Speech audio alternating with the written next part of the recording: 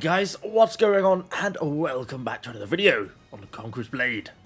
Now, I cannot be the only one who basically forgot that Berserkers even existed.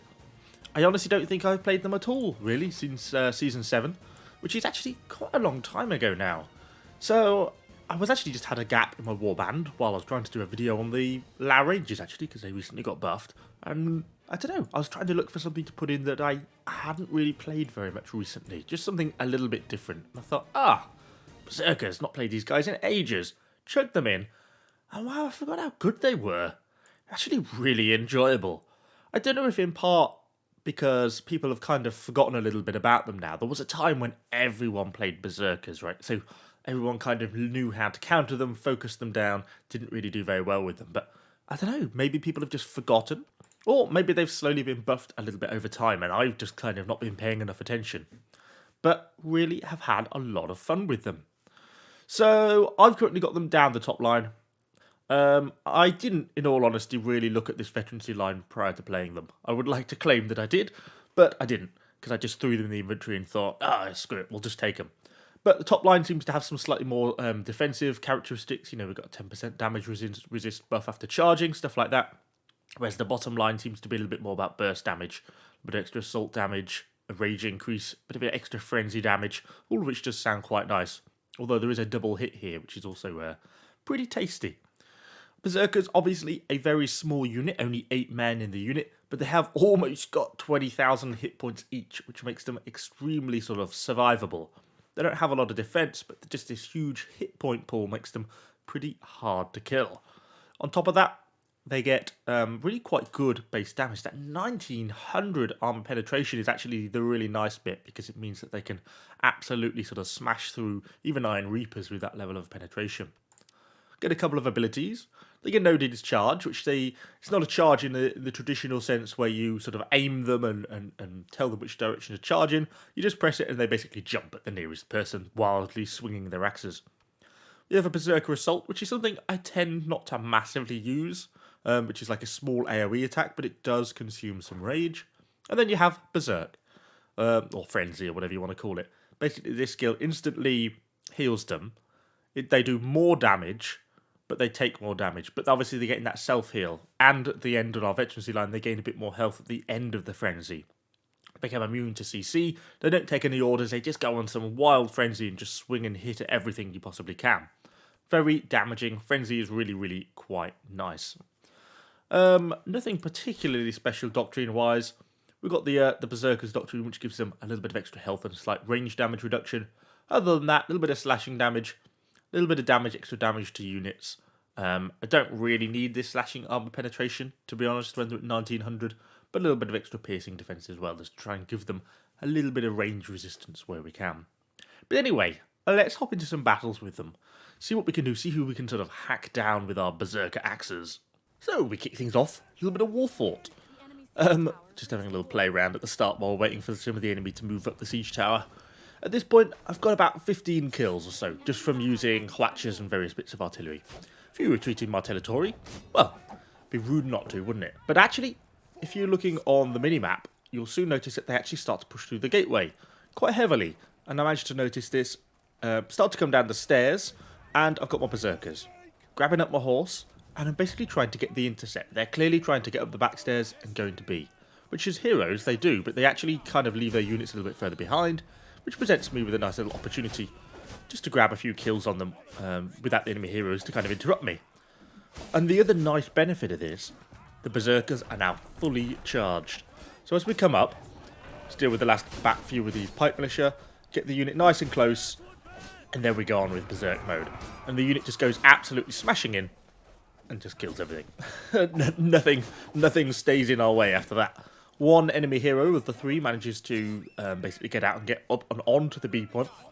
So we give chase, get on our horse. Should have used my dismount skill here to knock him off his horse, but I didn't quite. But thankfully, we had another teammate with us who was a little bit more switched on than I am. I managed to get the knock off on him. We can then pin him down. He tried to use his escape, but alas, it is not quite enough for him. But the nice thing about this is, so we've just picked up 30-40 unit kills, been in combat for a while. Look at the Berserkers, they're basically full health, because they get these bits of battle madness which self-heal them. and the Berserk also provides a heal, they basically never run out of health. If you notice there, I did hang back a little bit so those Palace Guards couldn't charge into me.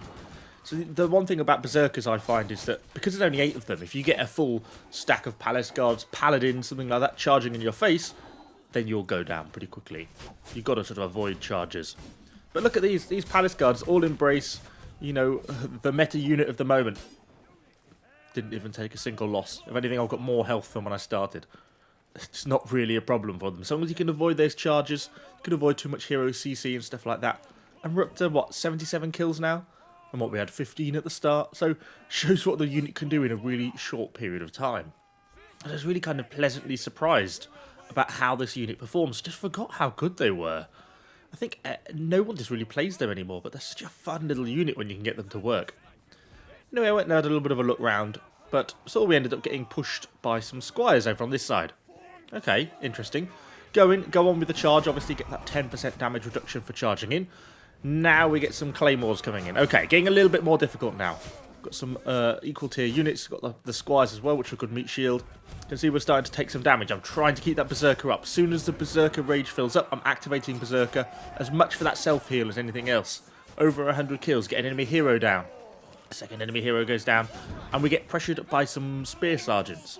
I've actually used advance, which in this situation was probably the right move, but we can keep the pressure on up to 120 kills. Unit all still alive, and I don't want to follow them down the tower, so I pull the unit back out. Managed to get them back up the steps a little bit, just to give myself a little bit of a breather. A little bit of a risky heal, standing right in front of a musket, but somehow he manages to not shoot me.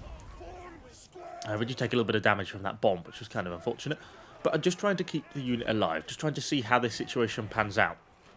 But as we start to get friendly units pushing on the other side, you can see I'm thinking, those archers are looking tempting.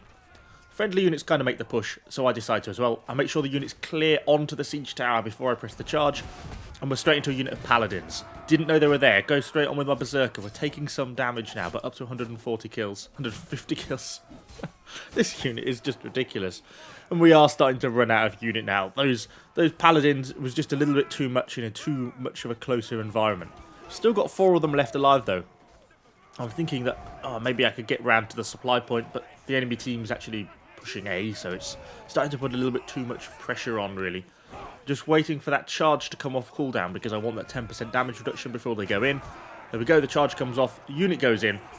Can I just get the Berserker off? Just about, only 2 of them left up. We pick up a few extra kills, but as soon as that Berserker goes down, the units start to drop away a little bit. Last one, and there he goes. But they still got us to, well, 169 kills, which is not bad for an 8-point defense.